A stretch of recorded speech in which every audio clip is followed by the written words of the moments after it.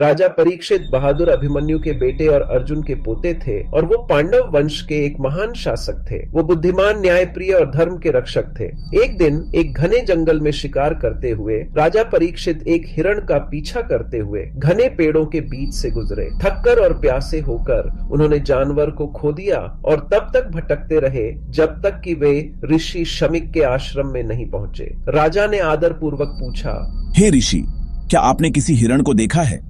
लेकिन ऋषि चुप रहे। वो गहरे ध्यान में थे और उन्होंने मौन व्रत रखा हुआ था। अहंकारी राजा को लगा कि उन्हें अनदेखा किया गया है। क्रोध ने उनकी बुद्धि को ढक लिया। उसी हताशा के पल में उन्होंने पास में एक मरा हुआ सांप पड़ा देखा। राजा परीक्षित ने सांप को उठाया और ऋषि के गले में एक माला की तरह डाल दिया। बिना एक भी शब्द कहे राजा मुड़े और आश्रम से चले गए। ऋषि शमिक अपने ध्यान से बाहर आए। उन्होंने अपने गले में सांप देखा, फिर भी उन्हें कोई गुस्सा नहीं आया। वो समझ गए कि राजा परीक्षित एक धार्मिक राजा थे जिन्होंने बस अपना आपा खो दिया था। ऋषि ने राजा को शाप न देने का फैसला किया। दूर ऋषि के बेटे श्रृंगिन अपने गुरु के आश्रम में पढ़ रहे थे। वहां उनके दोस्त कृष्ण ने उन्हें बताया कि राजा ने क्या किया था। यह सुनकर श्रृंगिन की आंखें गुस्से से जल उठी। उन्होंने अपना हाथ उठाया और घोषणा की, उस पापी आदमी ने मेरे बूढ़े पिता के गले में मरा हुआ सांप डाला।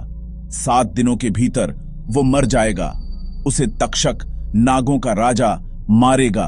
शाप दिया जा चुका था और इसे वापस नहीं लिया जा सकता था। राजा को शाप देने के बाद श्रृंगिन अपने पिता के आश्रम की ओर तेजी से लौटे। उन्होंने प्रणाम किया और कहा, पिताजी, मुझे पता चला है कि राजा परीक्षित ने क्या किया और मैंने उन्हें शाप दे दिया है। ऋषि शमिक ने अपनी आंखें खोली। उदास होकर उन्होंने गहरी सांस ली और कहा, मेरे बेटे, तुमने जल्दबाजी में काम किया है।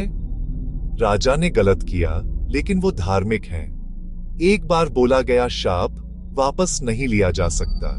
यह जानते हुए कि शाप को बदला नहीं जा सकता, ऋषि ने अपने शिष्य गौरमुख को महल भेजा। उन्होंने कहा, जाओ और राजा परीक्षित को शाप के बारे में बता दो ताकि वो खुद को तैयार कर सके।